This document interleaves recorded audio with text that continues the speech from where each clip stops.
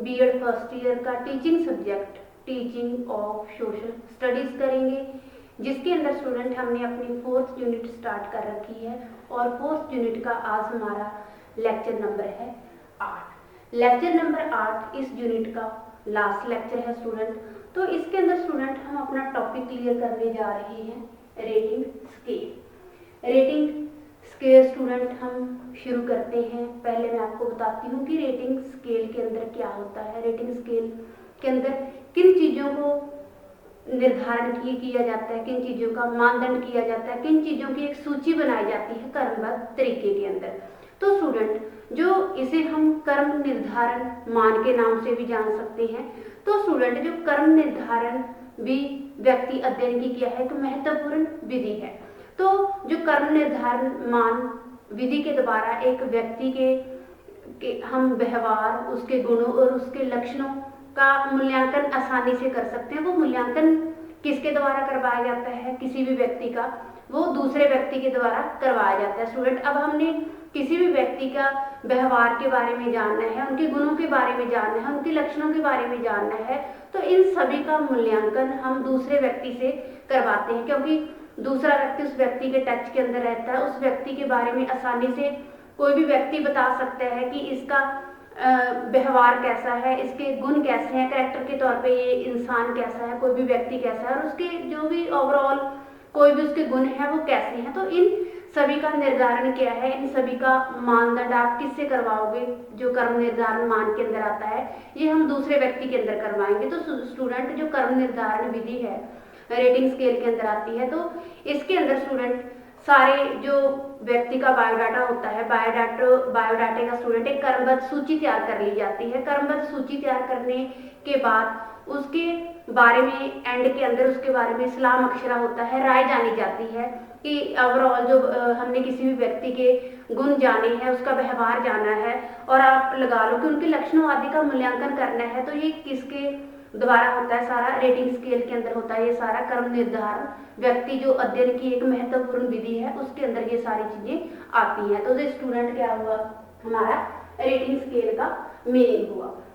अब स्टूडेंट मैं आपको एक डेफिनेशन देती हूँ इसी के रिगार्डिंग। डेफिनेशन आती है हमारा रायस्टोन के अनुसार। उन्होंने रेटिंग स्केल के बारे में कर्म निर्धारण मान में कुछ चुने हुए शब्दों, वाक्यों, वाक्यांशों या पैराग्राफ की सूची होती है जिसके आगे निरीक्षण करने वाला मूल्यों किसी वस्तुनिष्ठ मान के आधार पर कुछ मूल्य अंकित करता है। जब कोई भी व्यक्ति को हम ऑब्जर्व करते हैं, उनका निरीक्षण करते हैं, तो जो भी हमारे सामने उस व्यक्ति से रिगार्डिंग, उसके व्यवहार से रिगार्डिंग, उसके गुणों से रिगार्डिंग, उनके लक्षणों के आधार पर जो मूल्यांकन हमारे सामने आता है, हम सारा क्या है उसे एक सूची क्रमबद्ध तरीके के हिसाब से उसे सूची के अंदर तैयार कर लेते हैं, और बाद के अंदर उसके बाद में उसके बारे में जानकर क्या है हम सारा कंक्लूजन देखते हैं, उसका मूल्यांकन करते हैं। तो ये स्टूडेंट हुआ हमारा रेटिंग स्केल के अंदर। अब मैं स्टूडेंट आपको बताती हूँ जो कर्म निर्धारण है, कर्म निर्धारण विधि का उपयोग, क्या उपयोग है इसका।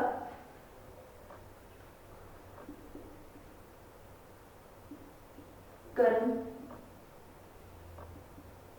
निर्धारण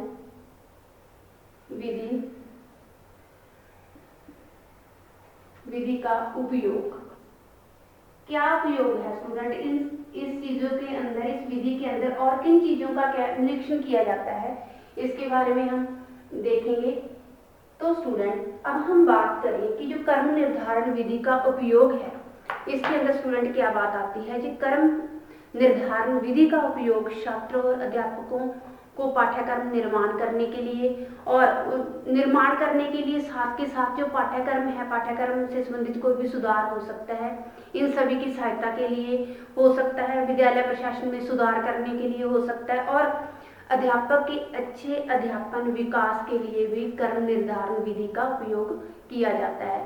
अब हमने पाठ्यक्रम के अंदर छात्र और अध्यापक की क्या हेल्प करनी है, विद्यालय प्रशासन के अंदर क्या सुधार लेकर आने हैं, एक टीचिंग है, टीचिंग के अंदर जो कर्म निर्धारण विधि है उसका उपयोग कहाँ, कितना बेनिफिट है हमारे लिए, इन सभी का क्या है उसके अंदर उपयोग किया जाता है। इस सभी के लिए ये चीज बेनिफिट है।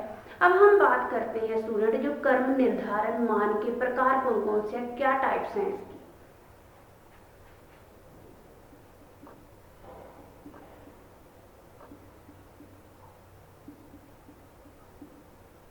कर्म निर्धारण विधि, विधि के प्रकार, कौन कौन से इसकी टाइप्स हैं, कितने प्रकार का होता है, इसकी आप 5 जो टाइप्स हैं स्टूडेंट वो क्लियर करेंगे।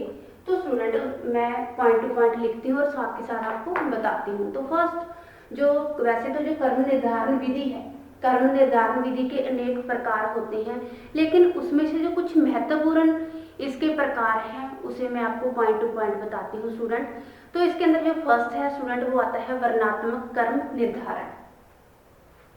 फर्स्ट है स्टूडेंट हमारा वर्णात्मक कर्म निर्धारण। सेकंड आता है स्टूडेंट, इसी के अंदर हमारा टाइप्स के अंदर आता है वो कोटि कर्म विधि, कोटि कर्म विधि। थर्ड आता है स्टूडेंट हमारा इसी के अंदर है युग्म तुलना विधि, युग्म तुलना विधि। फिर आता है स्टूडेंट हमारा फोर्थ जो टाइप है इसका वलय युग्म विधि।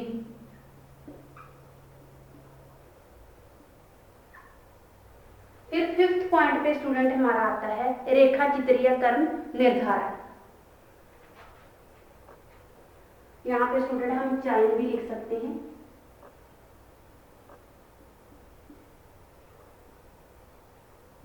चयन के अंदर स्टूडेंट आता है हमारा रेखा चित्रीय कर्म निर्धारण।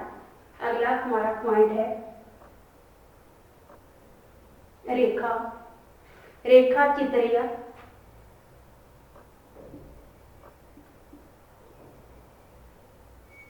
कर्म निर्धारण। तो ये स्टूडेंट इसके हुए 5 टाइप्स। इसके टाइप्स तो और भी हैं स्टूडेंट, लेकिन इसमें से जो महत्वपूर्ण है, महत्वपूर्ण मैंने आपको 5 करवाई। अब हम बात करते हैं स्टूडेंट जो कर्म निर्धारण विधि है इसकी कुछ गुण और विशेषताएं हैं वो कौन कौन सी हैं। अब हम बात करते हैं कर्म निर्धारण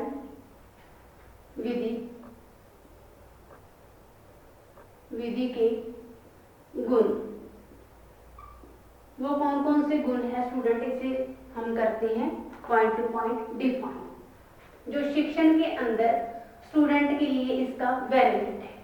तो स्टूडेंट के लिए स्टूडेंट इसके अंदर मैं फर्स्ट पॉइंट बताती हूँ आपको कि इस विधि की सहायता से जो छात्र हैं, छात्रों के गुण और दोषों का पता लगाकर उन्हें उचित निर्देशन दिया जा सकता है।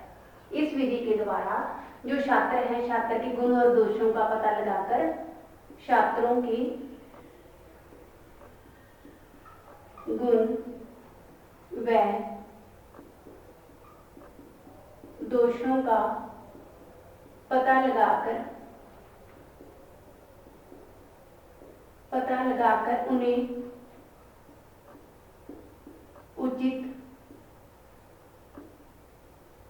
मार्गदर्शन दिया जा सकता है, उचित मार्गदर्शन दिया जाता है।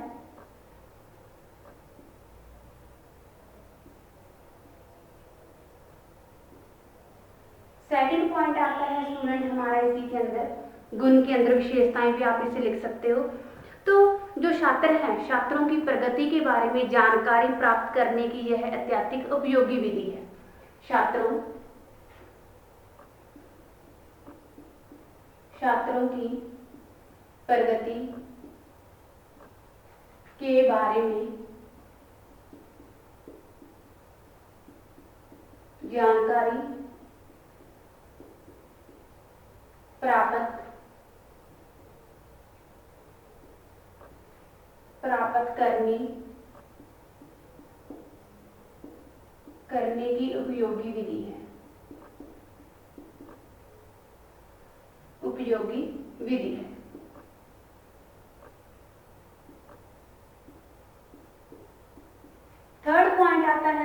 हमारा इसी के अंदर आप लिख सकते हो कि यह विधि जो छात्र है छात्रों के गुण, लक्षणों, शैक्षिक उपलब्धियों तथा व्यवहार विशेषताओं के बारे में महत्वपूर्ण जानकारी देती है।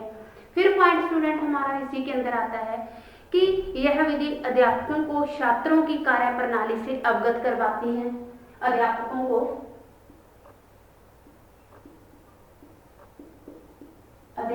को छात्रों की कार्यप्रणाली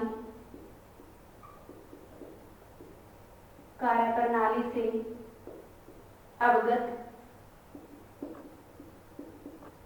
करवाती है।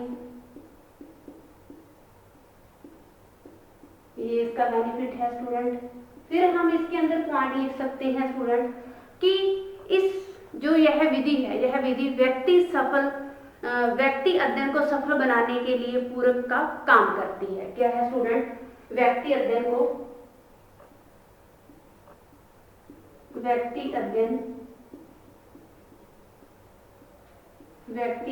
को सफल बनाने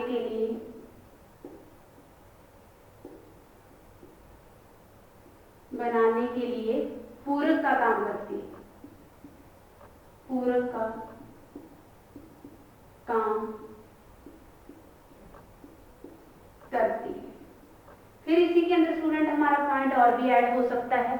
वो हो सकता है कि स्टूडेंट कर्म निर्धारण विधि छात्रों को शैक्षिक उपलब्धियों से अवगत करवाकर उन्हें उचित निर्देशन देती है तथा साथ ही जो उसके अंदर जो दोष हैं, कोई कमियां हैं उनके अंदर स्टूडेंट, तो उन कमियों के बारे में जानकारी देकर उनको दूर करने का यत्न करती है। कमियों के बारे में जानकारी देकर उन्हें दूर करने का यत्न करती है।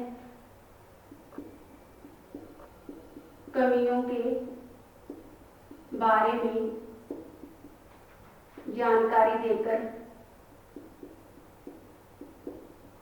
जानकारी देकर उन्हें दूर करती है। ये स्टूडेंट क्या है? इसके सारे गुण हैं, इसके अंदर ये सारी इसकी विशेषताएं हैं। अब हम बात करते हैं स्टूडेंट कि जो कर्म निर्धारण विधि के अंदर कुछ दोष और कमियां भी हैं, वो कौन कौन सी हैं स्टूडेंट? अब बात आती है कर्म निर्धारण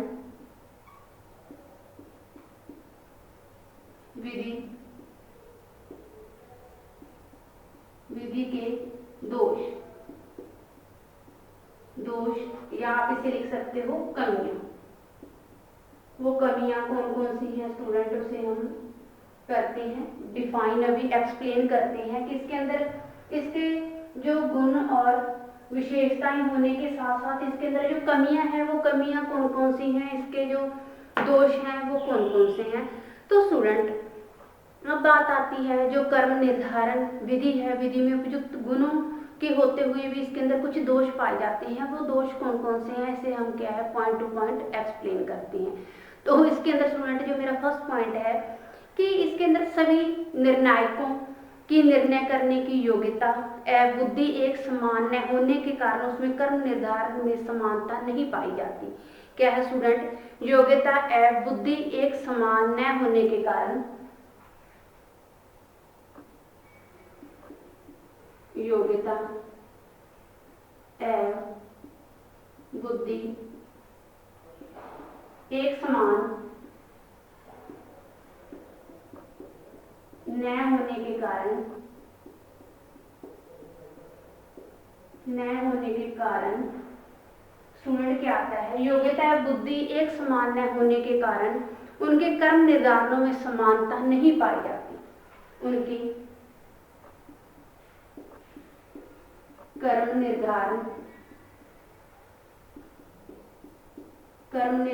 में समानता नहीं पाई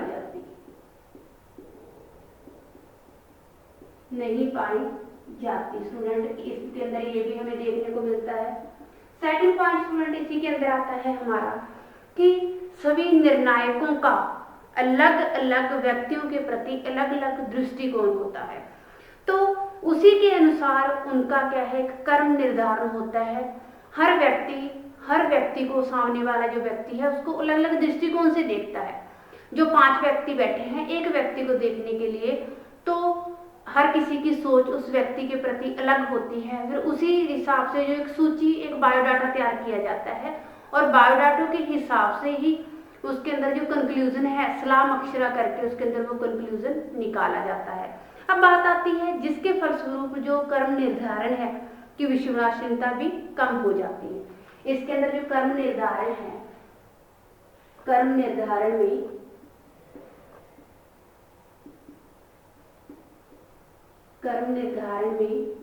विश्वसनीयता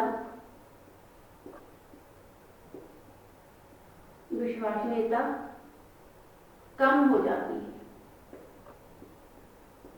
हो जाती है, फिर अगला पॉइंट स्टूडेंट इसी के अंदर हमारा थर्ड आता है। क्या इसके अंदर और हमें कमी और हमें दोष देखने को मिलता है? तो स्टूडेंट इसके अंदर क्या होता है, जो योग्य निर्णायक होते हैं, योग्य कोई भी डिसीजन मेकर होता है, उसके अभाव में यह विधि छात्रों या व्यक्तियों के बारे में उचित जानकारी प्रदान करने में असफल सिद्ध होती है। क्या है, जो यह विधि है, यह विधि के द्वारा जो कोई भी हमें उचित जानकारी प्रदान करने में क्या है, अब असफल सिद्ध होती है। उचित जानकारी देने में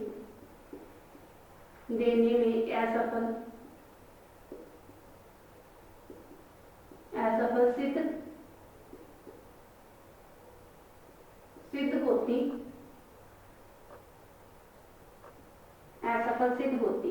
कोई भी किसी के बारे में हमने प्रॉपर जानकारी लेनी है, किसी भी निर्णायकों के उचित जो योग्य निर्णायक है, इसके अंदर जो योग्य डिसीजन मेकर है, अगर उसका हमें अभाव देखने को मिलता है तो हमें प्रॉपर किसी भी व्यक्ति के बारे में उचित रूप से जानकारी हमें नहीं मिलती। तो स्टूडेंट इसके अंदर ये कमी और दोष भी हमें देखने को मिलता है। तो ये स्टूडेंट हमारा टॉपिक हुआ क्लियर, जिसके अंदर स्टूडेंट हमने किया जो रेटिंग स्केल है, जिसे कर्म निर्धारण विधि के नाम से भी जाना जाता है। तो पहले स्टूडेंट मैंने आपको बताया जो रेटिंग स्केल है वो होता है क्या।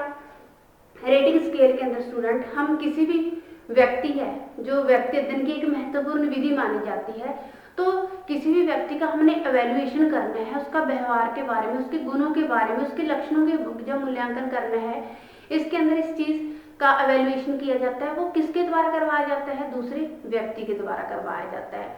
दूसरे व्यक्ति के बाद करवाने के बाद स्टूडेंट इसका एक क्रमबद्ध तरीके से इसकी सूची तैयार की जाती है। सूची तैयार करने के बाद फिर इसके अंदर क्या है, सलाह राय मशवरा होता है। तो स्टूडेंट ओवरऑल हम मान के चलेंगे जो रेटिंग स्केल है, रेटिंग स्केल के अंदर हर व्यक्ति का एवेल्युएशन आ जाता है, उसका व्यवहार से रिगार्डिंग, उसके गुणों से रिगार्डिंग, उसके लक्षणों के रिगार्डिंग वो क्या है दूसरे व्यक्ति से करवाया जाता है। तो फिर स्टूडेंट मैंने इसके रिगार्डिंग आपको एक डेफिनेशन दी राइटस्टोन के अनुसार। राइटस्टोन ने क्या कहा है स्टूडेंट, राइटस्टोन ने कहा था कि कर्म निर्धारण मान में कुछ चुने हुए शब्दों, वाक्यों, वाक्यांशों या पैराग्राफ की सूची होती है, जिसके आगे निरीक्षण करने वाला मूल्यों के किसी वस्तुनिष्ठ मान के आधार पर कुछ मूल्य अंकित करता है। फिर अब बात आई स्टूडेंट हमने किया जो कर्म निर्धारण विधि का उपयोग है। कर्म निर्धारण विधि का उपयोग कहाँ होता है, पाठ्यक्रम सुधार के लिए, प्रशासन के अंदर सुधार करने के लिए, अगर हमने शिक्षण को और बेटर बनाना है उसके लिए भी इसका बहुत हद तक बेनिफिट है। फिर हमने किए इसकी टाइप्स, प्रकार कौन से। वैसे तो इसके बहुत सारे प्रकार हैं, लेकिन उसमें से मैंने आपको 5 महत्वपूर्ण इसके प्रकार बताए। वो है वर्णात्मक कर्म निर्धारण, कोटि कर्म विधि, युग्म तुलना विधि, ब्लॉक चयन विधि, रेखा चित्रीय कर्म निर्धारण। अब स्टूडेंट इसके गुण कौन से हैं इसे भी हमने क्या है पॉइंट टू पॉइंट डिस्कशन किया। फिर बात आती है स्टूडेंट जो कर्म निर्धारण विधि के दोष या कमियां हैं उसे भी स्टूडेंट हमने 3 पॉइंट्स के अंदर अलग अलग क्लियर किया। तो ये स्टूडेंट हमारी 4th यूनिट हुई कंप्लीट। 4th यूनिट के साथ साथ स्टूडेंट हमारा जो teaching of social studies subject था ये हमारा इस यूनिट के साथ और इस लेक्चर के साथ इसका एंड होता है, खत्म होती है। तो ये स्टूडेंट हमारा सब्जेक्ट और यूनिट हुई खत्म। Thanks student, have a nice day.